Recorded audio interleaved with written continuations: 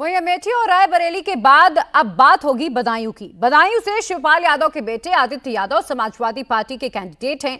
अखिलेश यादव ने थोड़ी देर पहले बदायूं में आदित्य यादव के लिए एक रैली की, जिसके बाद आदित्य का जोश आई है।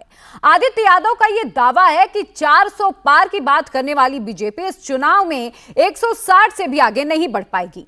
इंडिया टीवी से बातचीत में आदित्य ने यह माना कि पिछली बार अंदरूनी कलह के चलते समाजवादी पार्टी बदायूं सीट नहीं जीत पाई थी, लेकिन इस बार पूरी पार्टी एकजुट है। बदायूं से समाजवादी पार्टी के उम्मीदवार आदित्य यादव जी हमारे साथ मौजूद है। आज बड़ा अहम दिन है बदायूं के लिए, क्योंकि एक तरफ अखिलेश यादव की रैली है, दूसरी तरफ बीजेपी भी यहाँ दमखम लगा रही है और अमित शाह भी रैली कर रहे हैं। आदित्य जी, किस तरह का प्रचार चल रहा है? क्योंकि नामांकन के दिन भी आया था, मैंने आपसे बात की थी, क्या माहौल आप देख पा रहे हैं बदायूं में? देखिए, नामांकन जिस दिन आप थे उसके बाद से आज जहाँ पे 4 दिन बचे हैं, बहुत बड़ा समर्थन समाजवादी पार्टी को और मुझे प्रत्याशी के तौर पे मिल रहा है, सभी समाज का मिल रहा है और मुझे पूर्णतः विश्वास है कि बड़े अंतर से समाजवादी पार्टी इस बार फिर बदायूं को जीतकर अपनी जीत दर्ज करने वाली है। एक ऐसी सीट है बदायूं जहां लोग ये कहते हैं कि भाई यादव परिवार का एक दबदबा रहा है, आपके जो चाहे धर्मेंद्र यादव की बात करते हैं वो भी यहाँ से जीतते रहे, लेकिन 19 में हार गए थे। 19 से क्या अलग चीजें 24 में आप देख पा रहे हैं कि वाकई 14 की तरह आप इसको जीत लेंगे? 19 में कुछ हम लोग की पार्टी की जो संगठन था उसकी कुछ दिक्कतें थी, कमजोरियां थी। लोग कुछ थे जो अपने आप को इतर पा रहे थे पार्टी से, उन सभी को आदरणीय शिवपाल जी ने और हम लोगों ने लग के, भाई धर्मेंद्र यादव ने, सबने रख के व्यक्तिगत तौर पे जोड़ा है। विधानसभा वाइज जो लोग हमसे कहीं ना कहीं दूर थे वो सब अब एक मंशा से पार्टी के लिए काम कर रहे हैं। तो मुझे पूर्णतः विश्वास है कि बहुत बड़े अंतर से इस बार होगा और जो खामियां थी उस समय पे, उन खामियों को भी पूरा कर हम लोग चुनाव में जा रहे हैं। बीजेपी बहुत दमखम दिखा रही है, अमित शाह है आज, यानी कि वो बिल्कुल भी आपके लिए जरा भी चीजें खाली नहीं छोड़ना चाहती। देखिए, लोकतंत्र है, सब पार्टियों को अधिकार है। एक बार नहीं, हम तो कहेंगे बदायूं के अंदर 4-4 बार आके देखें कि इन 5 सालों में किस तरीके से बदायूं को वंचित रखा गया है विकास से।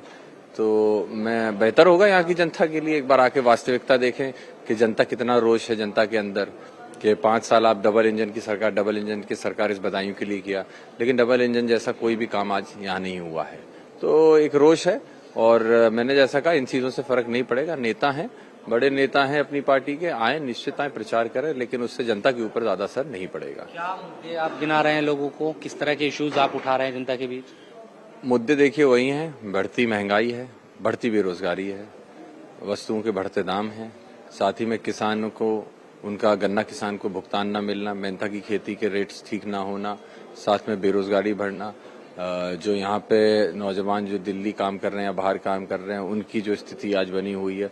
तो यही सब मुद्दों को लेकर, बदायूं के मुद्दों को लेकर, राष्ट्रीय स्तर पे तो बहुत सारे मुद्दे हैं, लेकिन बदायूं की अगर हम बात करें तो मैं लोकल मुद्दों को लेकर जनता के बीच जा रहा हूं और जनता उससे कनेक्ट हो रही है। बीजेपी तो 400 पार और 80 कह रही है यूपी में, और बदायूं भी उसमें शामिल है बीजेपी के लिए। देखिए, बीजेपी अब ना ही 400 पार कह रही है, और अगर बीजेपी समाजवादी उत्तर प्रदेश नहीं जीत रही है तो ना तो 400 पार हो रहा है ना 80 पार हो रहा है।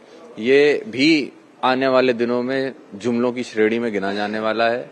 वास्तविकता में आज स्थिति ये है कि 120-160 तक की भारतीय जनता पार्टी की गाड़ी पहुंचेगी। उसके बाद आगे बढ़ने के लिए भी बड़े बड़े नेताओं को धक्का लगाना पड़ेगा। एक आखिरी सवाल ये है, आपके कुछ विरोधी जो हम सोशल मीडिया पर देख रहे हैं, आपकी कुछ तस्वीरें वायरल कर रहे हैं, तमाम चीजें, और इसको एक इशू बनाया जा रहा है पिछले कई दिनों से, इस पर आप क्या कहेंगे? देखिए, बहुत ही आज भारतीय जनता पार्टी के पास बदायूं के अंदर उनके प्रत्याशी के पास मुद्दे नहीं है। विकास उन्होंने किया नहीं है, जनता की सुनवाई हुई नहीं है, बेरोजगारी चरम पे थी, थानों से लेकर तहसील तक लूट मची थी। तो जनता के बीच जाके कुछ तो कहना है ना। राजनीतिक तौर पे मुद्दे खत्म होने की वजह से निजी हमले किए जाते हैं और बहुत ही निम्न स्तर की राजनीति पे भारतीय जनता पार्टी आई है। तो आदित्य यादव, चूंकि जबरदस्त तरीके से अब प्रचार का दौर है तीसरे चरण के लिए, तो यहाँ भी उसी तरह का जो नजारा है वो देखने को मिल रहा है। आरोप प्रत्यारोप भी लगातार एक दूसरे पर लगाए जा रहे हैं। कैमरा पर्सन सुशील डोगरा के साथ इंडिया टीवी के लिए बदायूं से मैं शोएब रजा। तो बदायूं में अखिलेश यादव ने आदित्य यादव के लिए प्रचार करके एकजुटता का संदेश तो दिया ही, साथ ही बीजेपी पर सीधा अटैक कर दिया। अखिलेश ने कहा कि वोटिंग के रुझानों ने बीजेपी की भाषा ही बदल दी। सुनिए अखिलेश यादव ने क्या आरोप लगाए हैं। पहले कह रहे थे 400 पार, अब हार रहे हैं 400 हार। उनको यही सुनाई दे रहा है। उनके भाषण बदल गए भाषण के नहीं बदल गए। उनके भाषणों में हार के रुझान आने लगे हैं। हार का रुझान आ गया उनके भाषणों में। और कई लोग तो ऐसे हैं, बड़े दिल्ली वाले तो दिल्ली वाले, लेकिन लखनऊ वाले तो चाचा ही को याद करते हैं। जब वो परेशानी में फंस जाते हैं, जब उन्हें कुछ समझ में नहीं आता है, हमने तो और आपने देखा होगा विधानसभा में उनके उल्टे पुल्टे जवाब आपने सुने होंगे। एक बार ये आरोप लगा रहे थे सदन में कि 46 में 56 एसडीएम यादव हो गए। हम लोग खड़े होकर के पूछे कि बताओ मुख्यमंत्री जी, वो 46 में 56 वाली सूची कहां है? उस दिन से लेकर के आज तक बताओ वो सूची क्या जारी की इन्होंने? क्या जारी कर पाए वो? और फिर कहां चले जाते हैं वो? फिर वो चाचा को ढूंढते हैं।